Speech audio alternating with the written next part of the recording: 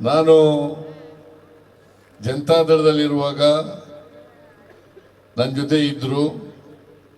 ಆಮೇಲೆ ಕಾಂಗ್ರೆಸ್ ಸೇರಿದಾಗ ಅವರು ಕೂಡ ಕಾಂಗ್ರೆಸ್ ಸೇರಿದ್ರು. ಹಾಗಾಗಿ ಪಕ್ಷಕ್ಕೆ ಲಾಯಲ್ ಆಗಿ ನನಗೆ ಆತ್ಮೀಯರಾಗಿ ಇದ್ದಂಥ HY ಮೇಟಿ ಅವರನ್ನ ಇವತ್ತು ನಾವು ಕಳ್ಕೊಂಡಿದ್ದೇವೆ. ಲೂಟಿ ಹೊಡಿತಕ್ಕಂಥ ಯಾವುದಾದ್ರೂ ಸರ್ಕಾರ ಇದ್ರೆ ಅದು ಬಿಜೆಪಿಯವರ ಸರ್ಕಾರ ಅಂತಕ್ಕಂಥ ಮಾತುಗಳನ್ನ ಈ ಸಂದರ್ಭದಲ್ಲಿ ಹೇಳಲಿಕ್ಕೆ ಬಯಸ್ತಾ ಇದ್ದೇನೆ. ಸುಮಾರು 29,000ಕ್ಕೂ ಹೆಚ್ಚು ಕೋಟಿ, ಸುಮಾರು 30,000 ಕೋಟಿ ಬಾಕಿ ಬಿಲ್ ಅನ್ನ ನಮ್ಮ ಮೇಲೆ ಬಿಟ್ಟೋದ್ರು.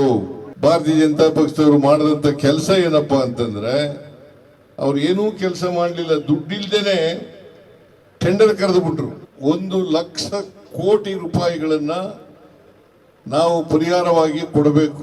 519ರಿಂದ 524 ಮೀಟರ್ವರೆಗೆ ಡ್ಯಾಮ್ ಅನ್ನ ಎತ್ತರಿಸ್ತಕ್ಕಂಥ ಕೆಲಸವನ್ನ ಮಾಡಬೇಕು. ಅದನ್ನಾದ್ರೂ ಮಾಡಿದ್ರ?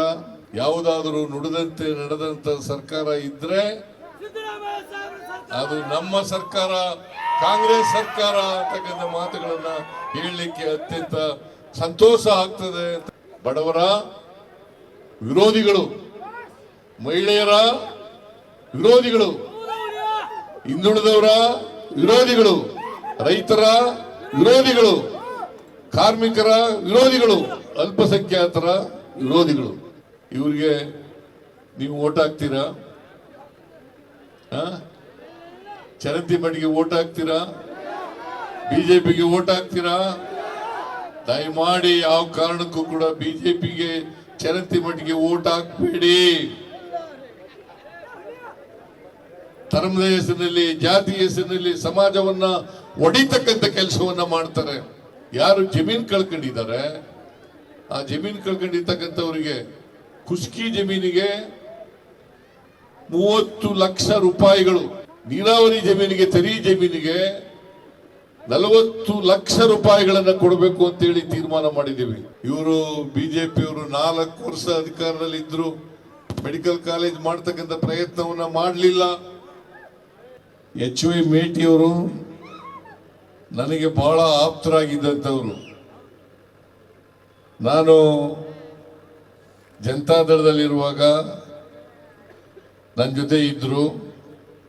ಆಮೇಲೆ ಕಾಂಗ್ರೆಸ್ ಸೇರಿದಾಗ ಅವರು ಕೂಡ ಕಾಂಗ್ರೆಸ್ ಸೇರಿದ್ರು. ಹಾಗಾಗಿ ಪಕ್ಷಕ್ಕೆ ಲಾಯಲ್ ಆಗಿ ನನಗೆ ಆತ್ಮೀಯರಾಗಿ ಇದ್ದಂಥ HY ಮೇಟಿಯವರನ್ನ ಇವತ್ತು ನಾವು ಕಳ್ಕೊಂಡಿದ್ದೇವೆ. ಅವರ ಆತ್ಮಕ್ಕೆ ಶಾಂತಿ ದೊರಕಬೇಕಾದ್ರೆ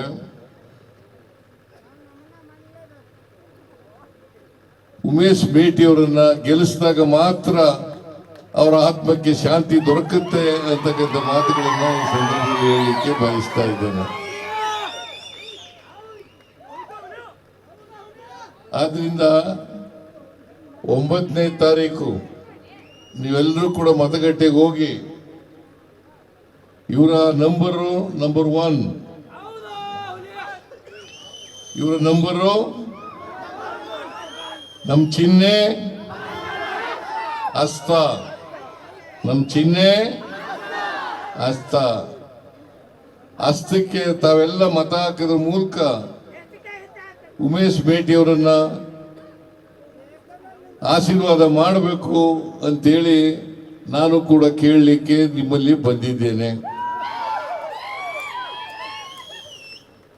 2 ಮುಖ್ಯಮಂತ್ರಿಗಳನ್ನ ನೋಡ್ತೇವೆ. ಒಂದು ಯಡಿಯೂರಪ್ಪನವರು, ಎರಡನೇದು ಬಸವರಾಜ ಬೊಮ್ಮಾಯಿ ಅವರು. 2 ಮುಖ್ಯಮಂತ್ರಿಗಳನ್ನ ನೋಡ್ತೇವೆ. 2 ವರ್ಷ ಯಡಿಯೂರಪ್ಪನವರು, 1 ವರ್ಷ 10 ತಿಂಗಳು ಬಸವರಾಜ ಬೊಮ್ಮಾಯಿ ಅವರು. ಇವರು ಮುಖ್ಯಮಂತ್ರಿ ಆಗಿರುವಾಗ ಈ ರಾಜ್ಯದಲ್ಲಿ ಅಭಿವೃದ್ಧಿ ಕೆಲಸಗಳನ್ನು ಏನನ್ನೂ ಕೂಡ ಮಾಡದೇನೆ ಬರೀ ಲೂಟಿ ಹೊಡಿತಕ್ಕಂಥ ಕೆಲಸವನ್ನ ಮಾಡಿದ್ರು. ನಾನು ಈ ಮಾತನ್ನ ಹೇಳುವಾಗ ಅತ್ಯಂತ ಜವಾಬ್ದಾರಿಯುತವಾಗಿ ಹೇಳ್ತಾ ಇದ್ದೇನೆ. ನಾನು ಹೇಳೋದಲ್ಲ, ಕಾಂಟ್ರಾಕ್ಟರ್ಸ್ ಅಸೋಸಿಯೇಷನ್ ಅವರು ಈ ಮಾತನ್ನ ಹೇಳಿದ್ದಾರೆ. ಆದ್ರಿಂದ 40% ಲೂಟಿ ಹೊಡಿತಕ್ಕಂಥ ಯಾವುದಾದ್ರು ಸರ್ಕಾರ ಇದ್ರೆ ಅದು ಬಿಜೆಪಿಯವರ ಸರ್ಕಾರ ಅಂತಕ್ಕಂಥ ಮಾತುಗಳನ್ನ ಈ ಸಂದರ್ಭದಲ್ಲಿ ಹೇಳಲಿಕ್ಕೆ ಬಯಸ್ತಾ ಇದ್ದೇನೆ. ಸುಮಾರು 29,000ಕ್ಕೂ ಹೆಚ್ಚು ಕೋಟಿ, ಸುಮಾರು 30,000 ಕೋಟಿ ಬಾಕಿ ಬಿಲ್ ಅನ್ನ ನಮ್ಮ ಮೇಲೆ ಬಿಟ್ಟೋದ್ರು. 30,000 ಕೋಟಿ ಬಾಕಿ ಬಿಲ್ ಅನ್ನ ನಮ್ಮ ಮೇಲೆ ಬಿಟ್ಟೋದ್ರು. ಅದು ಈಗಲೂ ಇನ್ನೂ ತೀರ್ಸ್ಲಿಕ್ಕಾಗಿಲ್ಲ. ಸುಮಾರು 24,000 ಕೋಟಿ ರೂಪಾಯಿಗಳನ್ನ ಬಾಕಿ ಬಿಲ್ ಅನ್ನ ತೀರಿಸಿದ್ದೇವೆ. ಇನ್ನು ಉಳಿಕೆ ಬಿಲ್ ಅನ್ನ ತೀರಿಸಲಿಕ್ಕೆ ಸಾಧ್ಯ ಆಗಿಲ್ಲ. ಇದನ್ನ ಭಾರತೀಯ ಜನತಾ ಪಕ್ಷದವರು ಮಾಡಿದಂತ ಕೆಲಸ ಏನಪ್ಪಾ ಅಂತಂದ್ರೆ, ಅವ್ರು ಏನೂ ಕೆಲಸ ಮಾಡಲಿಲ್ಲ. ದುಡ್ಡಿಲ್ದೇನೆ ಟೆಂಡರ್ ಕರೆದು ಬಿಟ್ರು, ಕಾಂಟ್ರಾಕ್ಟ್ಗಳಿಗೆ ಕೊಟ್ಬಿಟ್ರು, ವರ್ಕ್ ಆರ್ಡರ್ಸ್ ಕೂಡ ಕೊಟ್ಬಿಟ್ರು. ಆದ್ರೆ ಕೆಲಸ ಮಾಡಿ ದುಡ್ಡನ್ನ ಬಿಲ್ ಕೊಡದೇನೆ ಹಾಗೆ ಬಿಟ್ಟು ಹೋದ್ರು. ಅದನ್ನ ನಮ್ಮ ಮೇಲೆ ಹೊರೆ ಹಾಕ್ತಕ್ಕಂಥ ಕೆಲಸವನ್ನ ಮಾಡಿದ್ರು ಅಂತಕ್ಕಂಥ ಮಾತುಗಳನ್ನ ಹೇಳಲಿಕ್ಕೆ ಬಯಸ್ತಾ ಇದ್ದೇನೆ. ಅಪ್ಪರ್ ಕೃಷ್ಣ ಇದೆ, ಸುಮಾರು 1,00,000 ಕೋಟಿ 1,00,000 ಕೋಟಿ ರೂಪಾಯಿಗಳನ್ನ ನಾವು ಪರಿಹಾರವಾಗಿ ಕೊಡಬೇಕು.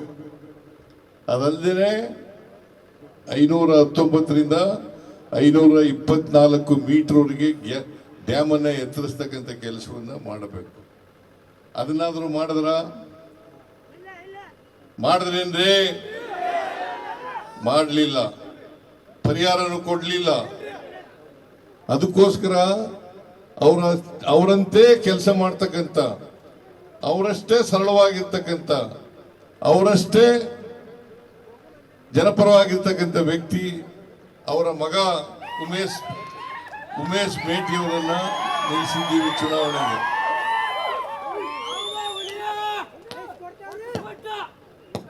ಎಲ್ಲ ಬಡವರು, ಎಲ್ಲ ದಲಿತರು, ಹಿಂದುಳಿದವರು, ಅಲ್ಪಸಂಖ್ಯಾತರು, ಮಹಿಳೆಯರು, ಕಾರ್ಮಿಕರು, ಇವ್ರ ಪರವಾಗಿ ಕೆಲಸ ಮಾಡ್ತಕ್ಕಂಥ ಯಾವುದಾದ್ರೂ ಪಕ್ಷ ಇದ್ರೆ ಅದು ಕಾಂಗ್ರೆಸ್ ಪಕ್ಷ ಅಂತಕ್ಕಂಥದನ್ನ ತಾವೆಲ್ಲರೂ ಕೂಡ ಮರೀಲಿಕ್ಕೆ ಸಾಧ್ಯ ಇಲ್ಲ ಅಂತಕ್ಕಂಥ ಮಾತುಗಳನ್ನ ತಾವೆಲ್ಲರೂ ಕೂಡ ತಿಳ್ಕೋಬೇಕಾಗ್ತದೆ.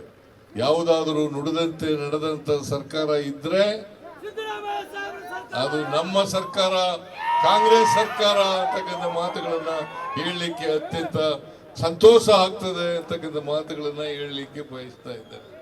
ನಾನು ಮತ್ತು ನಮ್ಮ ಪಕ್ಷದ ಮುಖಂಡರುಗಳು ನಾವೆಲ್ಲರೂ ಸೇರಿ 5 ಗ್ಯಾರಂಟಿ ಯೋಜನೆಗಳನ್ನ ಜಾರಿ ಮಾಡ್ತೇವೆ ಅಂತಕ್ಕಂಥ ಮಾತುಗಳನ್ನ ಹೇಳಿದ್ದು.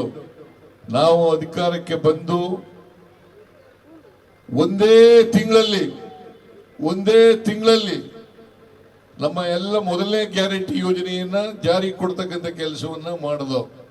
ಸಮಾಜದಲ್ಲಿ ಇರ್ತಕ್ಕಂಥ ದಲಿತರು, ಹಿಂದುಳಿದವರು, ಅಲ್ಪಸಂಖ್ಯಾತರು, ಕಾರ್ಮಿಕ ವರ್ಗ, ಮಹಿಳೆಯರು, ವಿಶೇಷವಾಗಿ ಮಹಿಳೆಯರು, ಇವರಿಗೆ ಆರ್ಥಿಕವಾಗಿ ಸಾಮಾಜಿಕವಾಗಿ ಶಕ್ತಿ ತುಂಬತಕ್ಕಂಥ ಕೆಲಸವನ್ನ ನಾವು ಮಾಡಿದ್ದೇವೆ.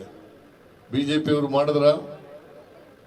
ಯಾಕೆ ಅಂತಂದ್ರೆ ಬಡವರಿಗೆಲ್ಲ ಹಣ ಕೊಟ್ಬಿಡ್ತಾ ಇದ್ದೀರಿ. ಯಾಕೆ ಅಂತಂದ್ರೆ ಈ ಬಿಜೆಪಿಯವರು ಇದಾರಲ್ಲ, ಬಡವರ ವಿರೋಧಿಗಳು,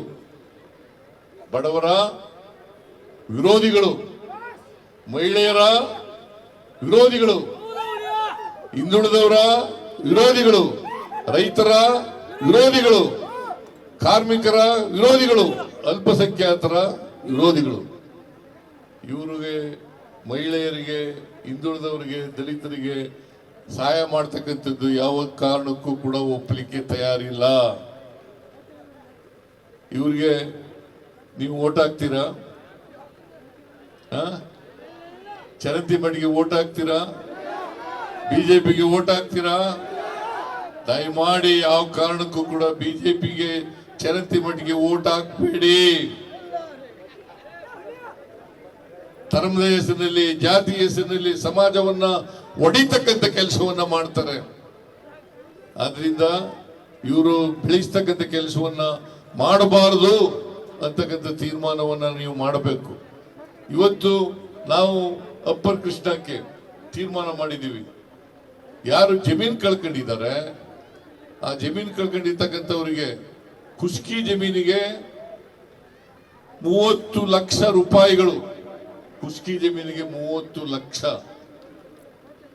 ನೀರಾವರಿ ಜಮೀನಿಗೆ ತೆರಿ ಜಮೀನಿಗೆ 40 ಲಕ್ಷ ರೂಪಾಯಿಗಳನ್ನ ಕೊಡಬೇಕು ಅಂತೇಳಿ ತೀರ್ಮಾನ ಮಾಡಿದ್ದೀವಿ. ಬಾಗಲಕೋಟೆಯಲ್ಲಿ ಮೆಡಿಕಲ್ ಕಾಲೇಜ್ ಆಗ್ಬೇಕಾದ್ರೆ, ಸರ್ಕಾರಿ ಮೆಡಿಕಲ್ ಕಾಲೇಜ್ ಆಗ್ಬೇಕಾದ್ರೆ ಕಾರಣ HY ಮೇಟಿಯವರು, ಹೌದಲ್ಲ? HY ಮೇಟಿಯವರು ಕಾರಣ. ಇವರು ಬಿಜೆಪಿಯವರು 4 ವರ್ಷ ಅಧಿಕಾರದಲ್ಲಿ ಇದ್ರು, ಮೆಡಿಕಲ್ ಕಾಲೇಜ್ ಮಾಡ್ತಕ್ಕಂಥ ಪ್ರಯತ್ನವನ್ನ ಮಾಡಲಿಲ್ಲ. ದಯಮಾಡಿ ನಿಮ್ಮಲ್ಲಿ ಕೈ ಮುಗಿದು ಪ್ರಾರ್ಥನೆ ಮಾಡ್ತೇನೆ, ದಯಮಾಡಿ ಬಿಜೆಪಿಯವರಿಗೆ ದಯಮಾಡಿ ವೋಟ್ ಹಾಕ್ಬಿಡಿ ಈ ಸಾರಿ, ದಯಮಾಡಿ ವೋಟ್ ಹಾಕ್ಬಿಡಿ. ಹೇಗೆ ಮೇಟಿಯವರನ್ನ ಗೆಲ್ಲಿಸಿದ್ರಿ ಅದೇ ರೀತಿ ಉಮೇಶ್ ಮೇಟಿಯವರನ್ನು ಕೂಡ ಕಳಿಸಬೇಕು ವಿಧಾನಸಭೆಗೆ ಅಂತಕ್ಕಂಥ ಮಾತುಗಳನ್ನ ಹೇಳಲಿಕ್ಕೆ ಬಯಸ್ತಾ ಇದ್ದೀನಿ. ಉಮೇಶ್ ಮೇಟಿ ಗೆದ್ರೆ ನೀವೆಲ್ಲರೂ ಕೂಡ ನಮ್ಮ ಸರ್ಕಾರಕ್ಕೆ ಆಶೀರ್ವಾದವನ್ನ ಮಾಡಿದಾಗ ಆಗ್ತದೆ, ನನ್ನ ಕೈ ಬಲ ಪಡಿಸಿದಾಗ ಆಗ್ತದೆ, ನಮಗೆ ಶಕ್ತಿ ಇನ್ನೂ ಜಾಸ್ತಿ ಬಂದಾಗ ಆಗ್ತದೆ. ಆದ್ರಿಂದ 9ನೇ ತಾರೀಕು ನೀವೆಲ್ಲರೂ ಕೂಡ ಮತಗಟ್ಟೆಗೆ ಹೋಗ್ಬೇಕು. ನಾನು ಇನ್ನು ಅನೇಕ ವಿಚಾರಗಳನ್ನ ಹೇಳಬಹುದು, ಆದ್ರೆ ಇನ್ನೊಂದು ಪ್ರೋಗ್ರಾಮ್ ಇದೆ, ಆ ಪ್ರೋಗ್ರಾಮ್ಗೆ ಹೋಗ್ಬೇಕಾಗಿರೋದ್ರಿಂದ ಅಲ್ಲಿ ಜನ ಕಾಯ್ತಾ ಇದ್ದಾರೆ. ಅದಕ್ಕೋಸ್ಕರ ನನ್ನ ಭಾಷಣವನ್ನ ಮುಕ್ತಾಯ ಮಾಡಿ ನೀವೆಲ್ಲರೂ ಕೂಡ ದಯಮಾಡಿ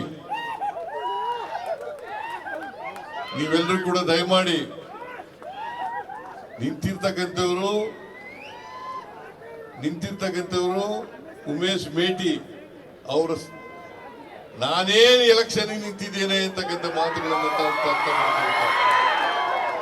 ನಾನೇ ಎಲೆಕ್ಷನ್ ನಿಂತಿದ್ದೇನೆ